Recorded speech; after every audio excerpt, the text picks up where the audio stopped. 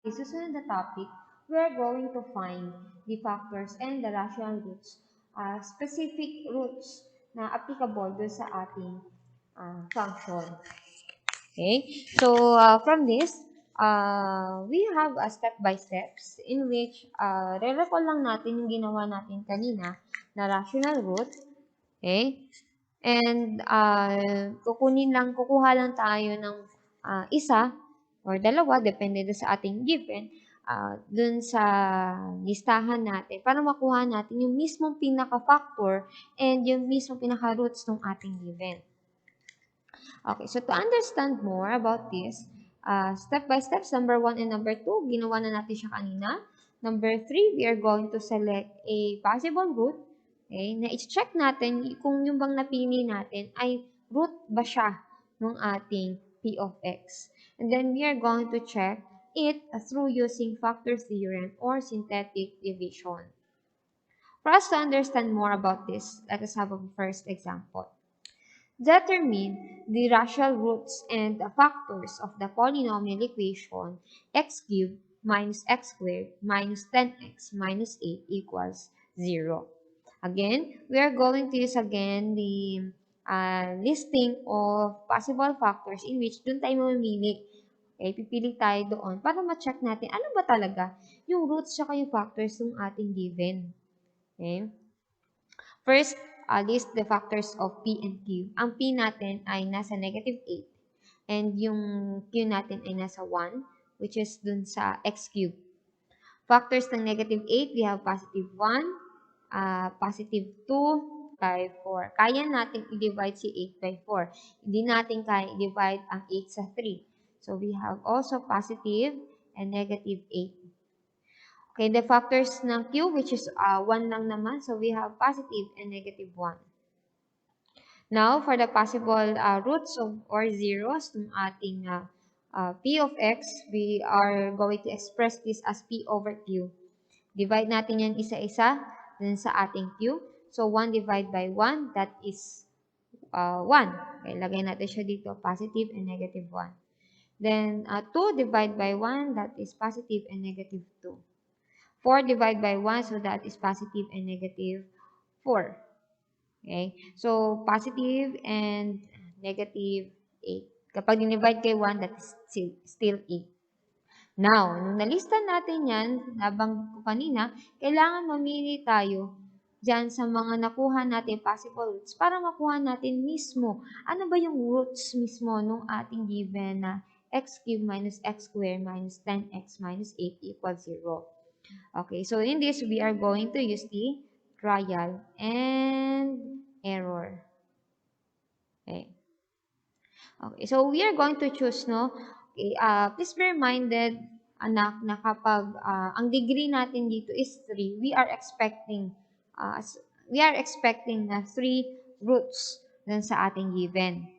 Okay? Nag-expect tayo ng 3 roots. So, to solve for this, mamili tayo 1, negative 1, 2, negative 2, 4, negative 4, and 8, negative 8. So, pwede ko piliin itong first number. Well, it depends on you naman kung anong unahin yung number dyan kasi iisa pa rin yung makukuha nating sagot. Okay? So, I am using positive 1 okay, mula sa ating listahan. And then, gagamitin ko synthetic division. Okay, sa pagdi-divide itong root na nakuha natin dito sa ating given. Okay. Ang objective natin dito is kailangan makuha natin yung root sa pamamagitan ng synthetic division and para ma-determine natin dito, kailangan ang makuha nating remainder dito is 0. Kapag hindi 0 ang nakuha natin, we would say na itong 1 na nagamit natin ay hindi siya yung ating sagot. Okay, so ang degree natin is 3, so we are expecting 3 roots and 3 factors. Okay, so ganun yon. So, balikan natin yung ating given. So, we have 1, negative 1, negative 10, and negative 8. Okay, synthetic division natin yan. Kailangan 0 ang makuha nating denominator. So, recall natin, 1, break down 1, 1 times 1. So, we have 1. Negative 1 plus 1, that is 0. 0 times 1, that is 0. Then we have negative 10. Negative 10 times 1, that is negative 10. Then, kapag pinag-plus natin yan, we have negative 18. Okay, since hindi 0 yung ating remainder, ibig sabihin, hindi 1 yung ating hinahanap. Hindi yan. Next, let us try another one. Okay, let us try, how about if we have negative 1 naman? Okay, sabihin itong positive 1, hindi yan. Hindi yan hinahanap natin. Okay, so when we use negative 1, we have 1, negative 1, negative 10, and negative 8. So again, hindi yan kasama. Okay, mali na yan. Hindi yan yung ating hinahanap. Okay. So we have here, solve na natin, no? We have 1 times negative 1, negative 1. Negative 1 plus negative 1, so we have negative 2. Negative 2 times negative 1, so we have positive 2. Then we have negative 8. Negative 8 times negative 1, that is 8. Then negative 8 plus 8, that is 0. Okay, so since nag-0 na yung ating remainder, so we would say that kunin natin itong negative 1. Okay, kunin natin itong negative 1. So, one of the roots nung ating given is negative 1.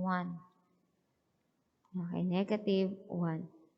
Now, okay, kailangan makuha pa natin yung dalawa. Okay, kailangan makuha natin yung dalawa. Okay, dito, so we have 1, negative 2, and negative 8.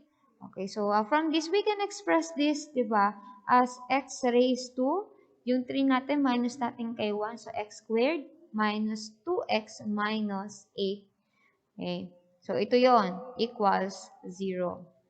Okay, so itong nakuha nating quotient na x squared minus 2x minus 8 mula sa 1, negative 2, negative 8, gawin natin na, ito yung gagamitin natin. So, sunod na synthetic division para makuha natin yung dalawa pang roots. Okay. So, nakuha natin, we have 1, negative 2, and negative 8. Negative 8. So, dito, ano kayang pwede natin piliin na number? Okay, so, positive, negative 1, positive, negative 2, 4, and 8. So, pwede natin i-try ang 2. Okay, try natin ang positive 2. Okay, synthetic division. So, we have here, bring down 1. 1 times 2, that is 2. Okay, and then negative 2 plus 2, that is 0. 0 times 2, that is 0 pa rin. And then we have negative 8. Okay, pagdating na naman sa dulo, hindi naman siya 0 yung ating remainder. Again, hindi natin hinahanap or hindi natin gagamitin yung 2 as our root. Sabihin, hindi yan yung ating hinahanap na zeros or root. Okay, so cancel na natin dyan yung positive 2. Okay, let us try negative 2. Okay, let us try negative 2. Negative 2. Okay, so 1, negative 2, and negative 8. Yan. Okay, so bring down 1. 1 times negative 2. So that is negative 2. Negative 2 plus negative 2, we have negative 4. Negative 4 times negative 2, that is positive 8. Then, 0. Ayan. Okay, so dito nakita natin na 0 na yung nakuha nating number. Then, hinahanap natin itong negative 2. So, ilista natin, no? Idagdag natin sa negative 1. So, comma, negative 2. Okay? So, last na lang, no? Last na lang, yung hinahanap natin. Okay? Pero yung last number, or last root na hinahanap natin, ay manggagaling naman dun sa ating natirang numbers dyan. Okay? So, we have x cubed, we have x squared, minus lang natin x squared, yung exponent na 2, dun sa 1, dun sa ating exponent, dun sa ating divisor. So, we can write this, no, as 1 minus 1 and negative 4 as x minus 4. Diba? X raised to 1. Kasi sunod-sunod yung ating exponent. So, we have okay, so we have here 3, we have 2. So, dapat yung makuha natin sagot is x raised to 1. And then, equal natin sa 0. Diba? Nung inequate natin yan, x minus 4 equals 0. So, x is equal to, lipat lang natin si negative 4 lipat lang natin si negative 4 dun sa kabila, then we will have x is equal to positive 4. Yang 4 na yan ay kabilang na siya dun sa ating root na ating given. So, the roots that we are looking for is negative 1, negative 2, and positive 4. Okay. Ma'am Annie, paano naman kunin yung mga factors diyan? So, para makuha natin mga factors, all you have to do is we are going to equate negative 1, negative 2, and positive 4 do sa ating x. Okay. So, sulat natin siya dito. Okay, so sulat natin siya dito. So, we have x is equal to negative 1. Okay. X is equal to negative 2. And x is equal to 4. Balik lang natin dun sa kabila, no? So, we have x plus 1 equals 0. And then, lipat lang natin si negative 2 sa kabila. We have x plus 2 equals 0. And then, si 4 lipat sa kabila, magiging x minus 4 equals 0. So, ano yung mga factors dyan? So, ang mga factors natin ay manggagaling dito, dito. Isin natin. Manggagaling yan dito, dito, and dito. So, the factors are x plus 1, x plus 2, and x minus 4. Okay, so therefore, the roots are negative 1, negative 2, and 4. And the factors are quantity x plus 1 times quantity of x plus 2 times the quantity of x minus 4. And these are our final answers. You may ask, no, Ma'am Annie, paano yung ibang mga natitirang numbers dito sa ating mga possible roots dito sa ating given? Ibig sabihin nun, hindi nakasama, hindi sila yung hinahanap natin na numbers dun sa kay positive and negative 8, hindi na yan kasama. Si negative 4, hindi na rin kasama. And hindi rin kasama si positive 2. Okay? So, ayun, hinahanap lang natin yung ating pinaka-roots or zeros ng ating given. Next, let us have example number 2. What are the possible rational roots of the polynomial equation of x cubed plus 2x squared minus 9x minus 18 equals 0? So, in here, it depends on you kung anong gagamitin nyo. Again, it's either synthetic, pwede rin remainder theorem, pwede rin factor theorem. So, napaka-convenient gamitin yung synthetic kasi kapag nakuha mo na yung mga numbers sa sagot, pwede mo pa siyang gamitin ulit sa paghahanap ng iba pang mga roots. Okay? So, let us circle again. Let us have the factors of P and Q. Ang P natin dito is negative 18, and ang Q natin is 1. And we all know that the factors of 18, we have positive and negative 1, positive and negative 2, positive and negative 3, positive and negative 6, diba? 3 times 6 equals 18. Positive and negative 9, and positive and negative 18. For the factors of Q, we have positive and negative 1. Okay, now, possible roots naman or zeros natin ay manggagaling naman dun sa ating mga factors ng P. Divide natin sa factors ng Q. So, we have 1. Divide natin isa-isa dun sa ating Q. So, we have here 1 divided by 1. So, positive and negative 1. Positive and negative of 2 divided by 1, that is 2. Positive and negative 3 over 1, that is 3. Positive and negative 6. Positive and negative 9. And positive and negative 18. Now, mamimili tayo uli. Okay? So, pamamagitan na trial and error. Kailangan, meron tayong makita na root na kapag synthetic natin siya, okay, meron tayong makakuha na remainder na 0. Again, we are going to use again the trial and error. Okay. So, try natin. Mamimili ulit tayo ng isang number mula dun sa ating given, mula sa ating possible roots. Okay. So, pwede tayong pumili. Ako, pipiliin ko is pwedeng 2. Okay. Try natin yung 2. Okay, please be reminded also that we have here a degree of 3. So that means we are looking for 3 roots. And if we have 3 roots, we have 3 factors. So we have 2 as I select it. Solve natin siya. Okay, so we have here, gamit yung numerical coefficients ng ating given. So we have 1, we have 2, negative 9, and negative 18. Okay, synthetic division natin. So we have 1. Okay. Kailangan target natin 0 yung makuha nating remainder. 1 times 2, that is 2. Then we have 4. 4 times 2, that is 8. Then negative 9 plus 8, that is negative 1. Negative 1 times 2, that is negative 2. And then we will have negative 20. Since the remainder is not 0, ibig sabihin, hindi ito yung ating hinahanap. Okay, let's try another one. Okay, if we have, try natin ang 1. Okay, try natin ang 1. 1. Okay, so we have 1, 2, negative 9, negative 18. Okay, so bring down 1. 1 times 1, that is 1. So we have 3. 3 times 1. Okay, so we have 3. And then negative 9 plus 3, that is negative 6. Okay, negative 6 times 1, that is negative 3. Negative 6.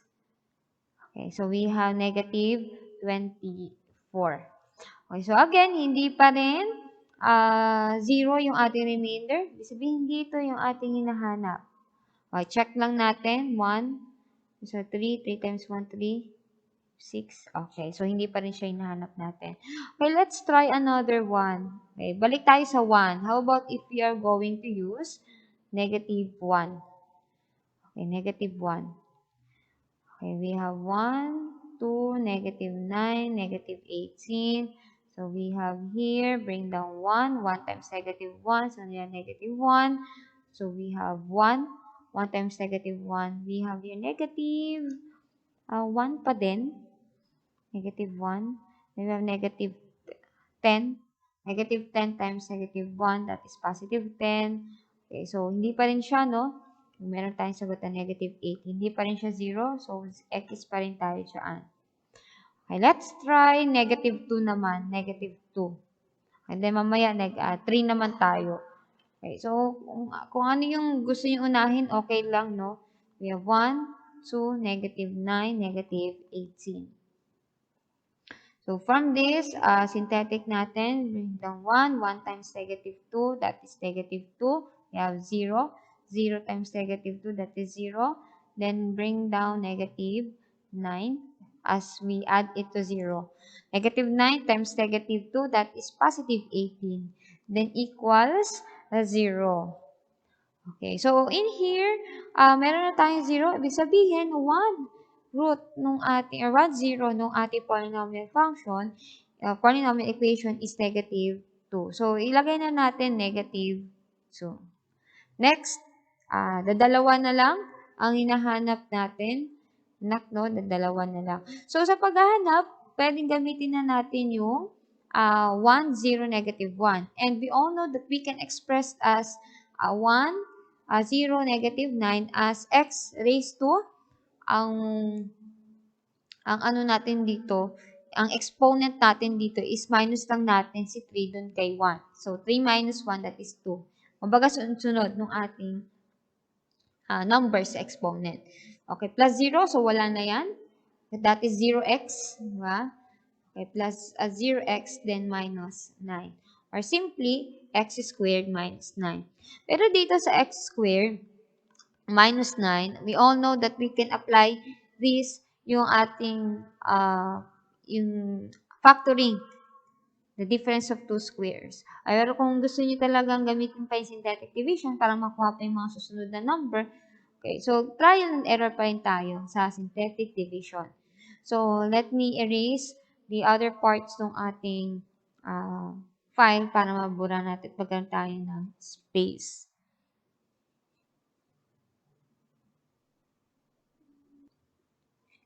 Ayan, nabura na natin. So now, we are going to use naman yung synthetic division pa rin, no? We can have 1. Okay, we can 0, and -9. Okay, so dito, pwede na tayong uli mamili dito. Kung gusto niyo na 1, 2, 3, 6, 9, and 18. Pero yung 1 and 2, nasubukan na natin kanina, no? And from that, -2 lang yung nakuha natin. So, let us try 3. Okay, so positive 3. Okay, so positive 3. So, we have here, again, kahit ano dyan, kung gusto nyo -3, okay lang po. So, we have 1. And then 1 times 3, that is 3. 0 plus 3, that is 3. And then 3 times 3, that is 9. And then we have 0. Okay, and then we have 0. Okay, so dito, okay, ibig sabihin isa sa mga roots ng ating function is positive 3. So we are going to write this as negative 3.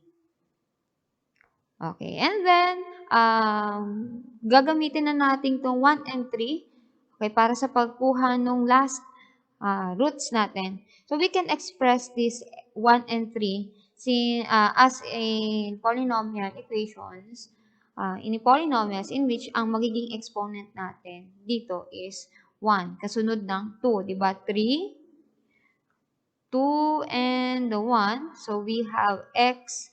Okay, so positive 3 tayo plus 3, then equals 0. Okay, and then para makuha natin yung mismong value ng x or yung mismong roots, equate natin sa kabila. So, x is equal to negative 3.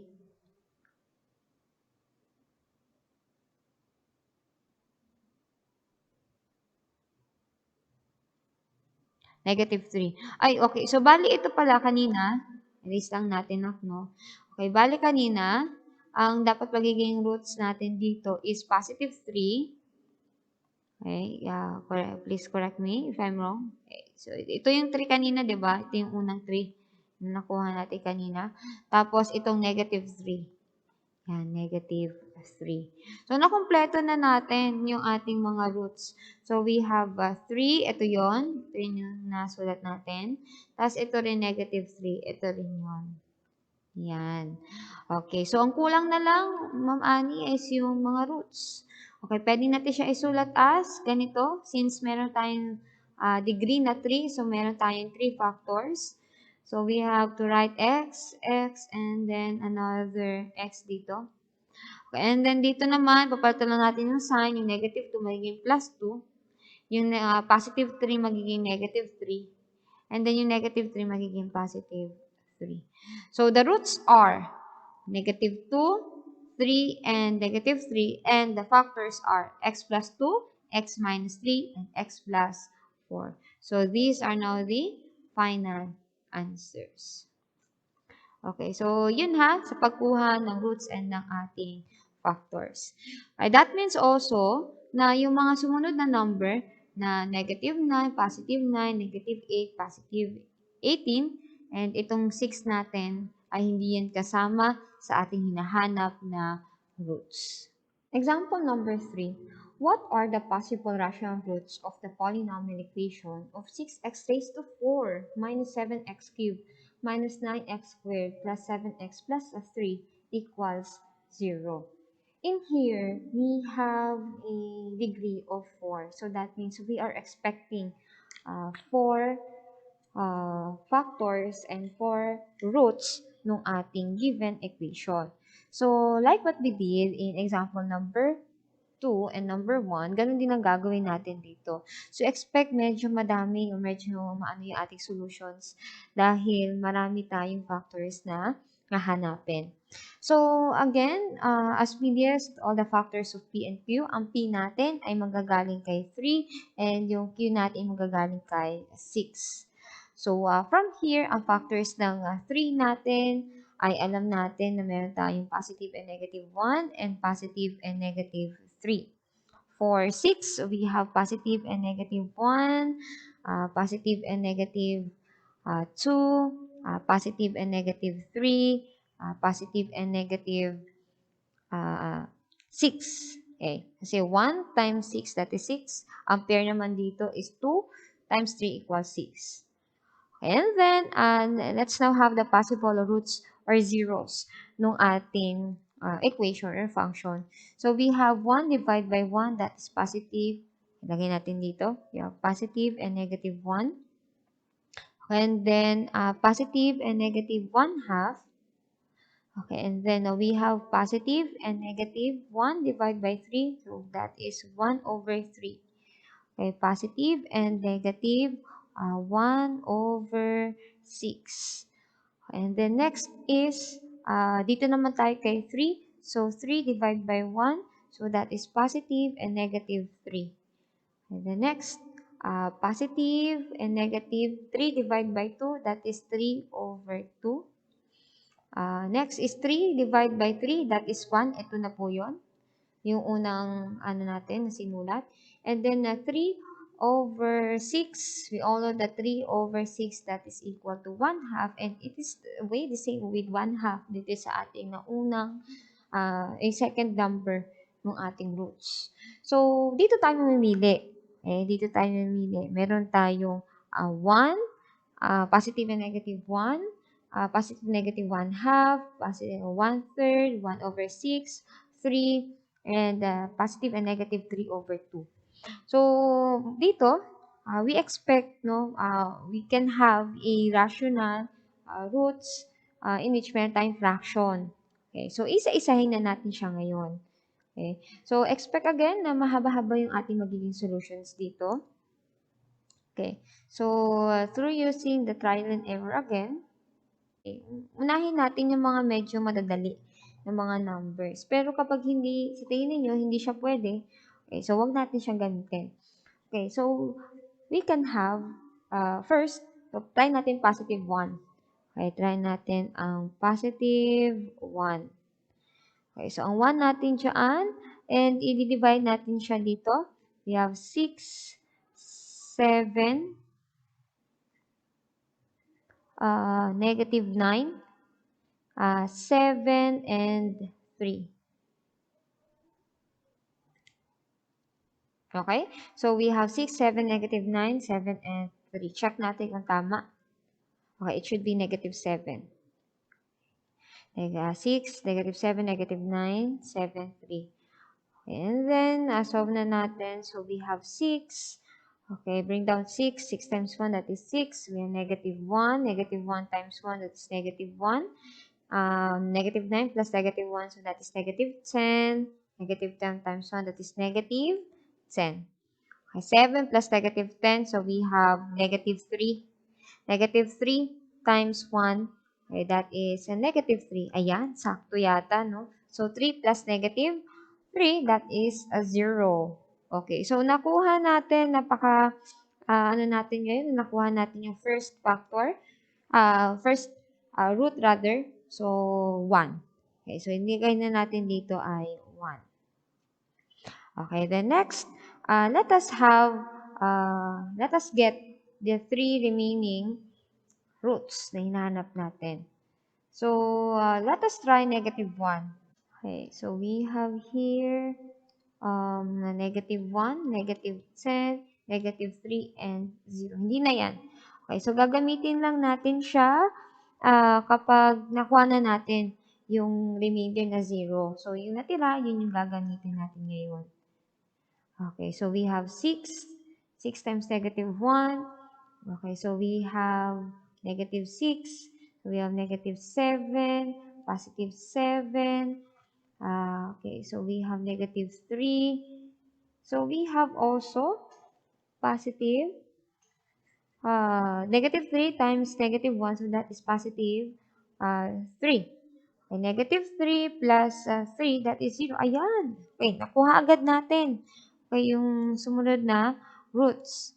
Okay, so followed by 1, we have negative 1. Ayan, okay. So, lagay natin negative 1. Okay, next, dalawa na lang ang hinahanap natin. Okay, dun sa dalawa na hinahanap natin, ang gagamitin na lang po natin ay yung 6, negative 7, and negative 3. So, we have 6 and negative 7 and negative 3. So, ano kaya ang ilalagay natin na number dito? Okay, let us try 1/2. Okay, try po natin yung 1/2. Okay, so try natin. We have bring down 6. 6 times 1/2, kalahati ng 1/2, that is a 3. So, negative 7 plus 3, that is negative 4. 4 times negative 1/2, that is negative 2. Then, we have negative 5. So, wala tayong remainder na 0. So, ibig sabihin, hindi tama ang 1/2. Let us try negative 1/2. Okay, try natin yung negative 1/2. Gamitin pa rin natin ang 6, negative 7, and negative 3. So, we have here, bring down 6. Bring down 6. 6 times 1/2, that is a negative 3. Then, we have negative 10. Negative 7 plus negative 3 is negative 10. And then, negative 10 times negative 1/2, that is positive 5. Diba? Kalahati ng 10 kasi 1/2 ng 10, that is 5. So, we have positive 2. So, hindi naman, again, 0 yung nakuha natin remainder. So, hindi natin kukunin yung negative 1/2. Okay, so let us try. Okay, so natapos na natin yung 1, yung 1/2, yung 1/3 naman. Okay, let us try 1/3. Okay, so we have 1/3. Okay, 1/3. And then here, gamitin pa rin natin yung kanina. We have 6, negative 7, negative 3. So, hindi nyo pwedeng ibahin yung numbers dito. No? Gagamitin lang natin siya, yung mga number dito na once, yung mga huling number, once yung nakuha natin remainder is 0. Okay? So, in here, bring down 6. Okay, bring down 6 and then times natin, no? Okay, so times natin. 6 times 1/3. Okay, so 1/3 ng 6, that is 2. That is negative 5. Okay, so we have here negative 5 times 1/3, that is negative 5 over 3. So, dito dapat marunong tayong mag-add ng fractions and pati ng ating mga numbers, no? So, negative 3 plus negative 5 over 3, that is 3 times 9, 3 times 3, that is 9, plus 5, that is negative 14 over 3. But obviously, hindi naman 0 yung ang ating remainder. So, ibig sabihin, hindi siya yung hinahanap natin na factor. So, erase natin. Okay. So, now, let us try another one. No? Let us try another one. Okay, so, negative 1/3. Okay, so bring down 6. And then, 6 times 1/3, that is negative 2. And then, we have negative 2. Bring down negative 7 plus negative 2, that is negative 9. And the 1/3 ng ating 1/3 ng ating negative 9, so that is positive 3. So, ayan. Okay, nakuha na natin. Okay, nakuha na natin yan. So, we have here negative 1/3. Okay, so now, kukunin na lang natin yung last number. Okay, yung last number natin dito ay yung 6 and negative 9. So, kapag last two numbers na lang yan, maglalagay lang tayo ng extraan, then minus 9. So, lahat ng mga numbers na ginagawa natin kanina, okay, last two numbers, x raised to 1 na agad yun. And then, minus 9. Okay, so in here, we can equate this to 0. Okay, katulad ng ginawa natin kanina. Okay, so we have to solve for x to find one root ng ating given. So we have 6x is equal to positive 9. Then divide both sides by 6. By 6, cancel, cancel. So x is equal to 9 over 6. We can simplify this as ang GCF ng 9 and 6, that is 3. So we have 3 over 2. Ayan. Okay, so we have here 3 over 2. So, pwede natin siyang isulat as 1 root ng ating equation. We have 3 over 2. Okay, now for the factors na isusulat natin, ganito ulit siya. Okay, so we have x is equal to 1. And then x is equal to negative 1. X is equal to negative 1/3. And then yung isa is x is equal to 3 over 2. Okay, so to solve for this, we have, inilipat lang natin lahat ng mga numbers dun sa right side ng equation. And yung other side must be 0. So, yung 1, lipat natin sa kabila. Okay, so we have here x is equal to, ito lipat natin, magiging negative 1. Okay, erase natin. Tapos, yung sa right side ay magiging 0. So, x, then si positive 1, pag nilipat natin, magiging negative 1 equals 0. Tapos, dito naman, yung negative 1, lipat natin sa kabila, magiging x plus 1 is equal to 0. Okay, then dito, iba ang case natin dito. We are going to multiply first it by 3 para makancel yung fraction. So, we have 3x is equal to negative 1. Then, lipat lang natin si negative 1 doon sa kabila. Meron tayong 3x plus 1 equals 0. Okay, then, ganun din dito. Multiply both sides by 2. Okay, by 2. By 2 para makancel. 2 tayo dyan. So, we have 2x is equal to 3. Then, we have 2x minus 3 equals 0. Ililipat lang natin dun sa kabila. Okay. So, the factors are, okay, see natin. Okay, we have x minus 1, x plus 1, then we have also 3x plus 1, and then last but not the least, we have 2x minus 3. Okay, so the roots are 1, negative 1/3, and 3 over 2. And the factors are x minus 1, x plus 1, 3x plus 1, and 2x minus 3. So these are our final answers. Example number 4. What are the rational roots of the polynomial equation of quantity x plus 3 times the quantity of 3x minus 4 times the quantity of x minus 7 times the quantity of 5x plus 8 equals 0. And madali lang ito, no? All we have to do is each factor must equate to 0, then solve for x. So, isa-isahin natin yan. Solution. So, we have x plus 3 equals 0. We have 3x minus 4 equals 0. We have x minus 7 equals 0. And then last is 5x plus 8 equals 0. So, in here, solve lang natin yung x. So, x is equal to, si positive 3, lipat sa kabila magiging negative 3. We have, lipat lang natin si negative 4 sa kabila. So, we have 3x is equal to positive 4.